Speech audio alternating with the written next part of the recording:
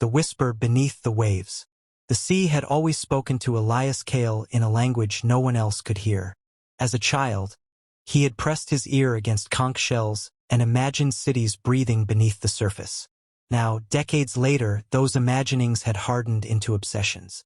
A lead geologist for Project Leviathan, the global initiative to drain vast oceanic trenches using atmospheric vacuums, Elias had traded myths for machines. Yet standing at the edge of the Mariana Rift, surrounded by towering steel rigs and cables thick as tree trunks, he couldn't shake the feeling that the ocean was holding its breath. The mission was nearly complete. One final section remained to be unveiled, a trench too deep and volatile for satellite mapping. It had remained untouched through centuries of exploration, a mystery wrapped in pressure and shadow. 5 hours until exposure, a voice crackled through his earpiece. Trench floor visibility projected at 90%. Elias didn't answer. He was staring into the abyss, though the water was gone. What remained was a creeping fog, a curtain drawn across a stage waiting for revelation. He clenched his gloved fists.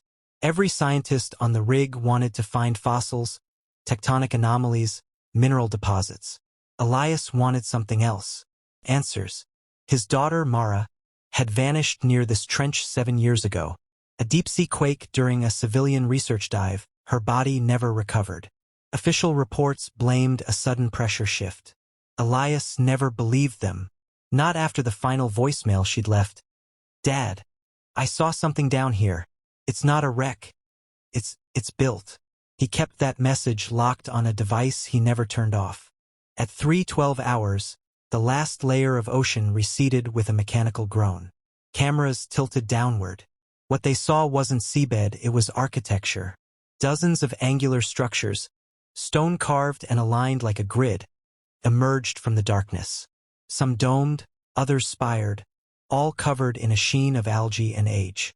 A city, submerged for millennia, preserved by depth. "Are you seeing this?" The control room erupted. Elias didn't respond. He was already boarding the descent pod. As the chamber hissed shut and lowered him into the chasm, static flared in his headset. A deep, rhythmic pulse bled through the interference, like a heartbeat echoing through waterless depths. His instruments flickered. And then, a voice, not Mara's, not human, whispered into his consciousness. No language, just intention. "You have come too close." He reached instinctively for the recorder at his belt. "This isn't lost history," he said, voice trembling. "This is hidden history. And someone wanted it to stay that way. The forgotten citadel." Elias's boots crunched softly against the uneven black stone as he ventured deeper into the city, each step stirring centuries of dust and silence. The air was stale but strangely breathable, a thin mist swirling around colossal walls carved with intricate patterns no human tongue could decipher. The structures towered overhead like ancient sentinels, their scale dwarfing the technology he had brought. Massive ziggurat-like temples rose in step terraces, their edges eroded yet still sharp enough to cut the faint light from his helmet. Vines, oddly vibrant despite the absence of sun, clung to the stone, as if nature herself refused to surrender this place. Elias paused before a massive mural etched across a curved wall. The figures depicted were unlike anything he had studied: tall, humanoid forms with gills lining their necks, webbed fingers, and skin that seemed to glow faintly in bioluminescent hues. Their eyes were deep and knowing, staring out across the ages with an ancient wisdom and a warning. His heart raced as he traced his fingers over the symbols surrounding the figures. The writing was unfamiliar, yet certain characters echoed forgotten alphabets he'd encountered in archaeological texts. This was no random ruin. This was a nexus, a convergence of civilizations long erased from human memory. Moving cautiously, Elias entered a cavernous chamber where a gigantic stone slab lay embedded in the floor. Its surface was engraved with a world map unlike any modern chart. The oceans were absent, replaced by vast mountain ranges and rivers crisscrossing the continents in veins of shimmering light. This map told a story of a world radically different from the one humanity knew. Near the slab, he found a leather-bound journal sealed within a glass case, perfectly preserved. The brittle pages bore the hand of a scholar who spoke of the awakening, a cosmic cycle tied to the ocean's tides and the fragile balance between surface dwellers and those beneath the waves. The journal warned that disturbing the oceans would unleash forces beyond human control, ancient entities bound by promises now broken. Elias's breath caught. His daughter's voice echoed in his mind, her dreams of underwater cities, of voices calling her home. Could it be that she had glimpsed this place through some inexplicable link? He touched the journal reverently, feeling the weight of history and loss intertwine. Suddenly, a faint vibration hummed through the ground. The walls pulsed with light, and the symbols began to glow brighter, as if awakening from a long slumber. Elias glanced over his shoulder, heart pounding. The city was alive. Not merely a relic but a sentinel guarding secrets that humanity was never meant to uncover. He swallowed hard, a mixture of awe and dread washing over him. Somewhere in the shadows, he sensed eyes watching, silent watchers waiting for the moment to reveal themselves. Elias steadied his breath and recorded a message into his device. This city holds truths that could unravel everything we think we know. But it's more than history. It's a warning carved in stone, waiting for those who dare to listen. As he turned toward the deeper passages, the faintest sound echoed, a slow, deliberate heartbeat resonating from the core of the citadel. Echoes from the deep. The deeper Elias ventured into the citadel's labyrinth, the heavier the silence became, no longer empty, but charged, as if the very stones whispered secrets meant only for him. His breath echoed faintly inside his helmet, mixing with a low, pulsing vibration that seemed to rise from the earth itself. Suddenly, a flicker at the edge of his vision caught him, a translucent figure hovering just beyond the reach of his torchlight. It was humanoid but ethereal, with elongated limbs and eyes glowing softly in the dim. Elias blinked. The apparition vanished like mist. His heart thundered. This was no longer a simple archaeological discovery. The stories etched into the walls, the warnings were alive. Not ghosts, exactly, but ancient guardians, bound to protect the citadel from those who would disturb its secrets.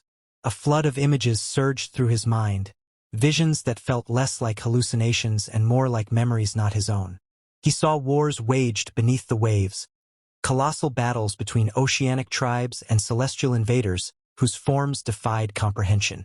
These beings had forged fragile alliances with surface dwellers, binding their fates to the tides. Elias staggered, clutching the side of a pillar as the voices grew louder. No longer whispers but urgent commands carried on the currents of his thoughts. One voice, clearer than the rest, spoke without words, flooding his senses with emotion. Fear, hope, and a desperate plea. The ocean's depths were never just water, it seemed to say. They were a prison and a shield. The sealed temple ahead loomed large, its massive doors inscribed with symbols pulsating with an eerie light. Elias's instruments went haywire, monitors flickering with static as if resisting the temple's energy. He hesitated, memories of Mara flashing like lightning. Had she breached this threshold before him? Had she heard these voices? The temple's doors began to groan, ancient mechanisms awakening from a long slumber. Elias's pulse quickened as figures materialized, guardians formed of water and shadow, their presence both mesmerizing and terrifying. One stepped forward, eyes piercing. Return the tides. The entity's thought voice thundered within Elias's mind. Or bear the curse of knowing. A choice hung heavy in the air. Expose the truth and risk unleashing forces humanity was ill-prepared to face, or bury the knowledge forever, maintaining the fragile balance. Elias felt the weight of his family, of lost dreams and unfinished journeys. The ocean had swallowed more than cities. It had swallowed histories, destinies, and warnings encoded in silence. Steeling himself, he spoke aloud. I will carry this burden, but the world must understand. We cannot repeat the mistakes of the past. As the temple's glow intensified, Elias knew the moment of reckoning was near. The citadel was not merely a relic but a living testament, a bridge between worlds, waiting for its story to be told or forever silenced. And somewhere in the vast emptiness outside, The ocean's breath held tight, ready to return. When the waters return, Elias emerged from the citadel's depths with a hollow certainty pressing against his chest.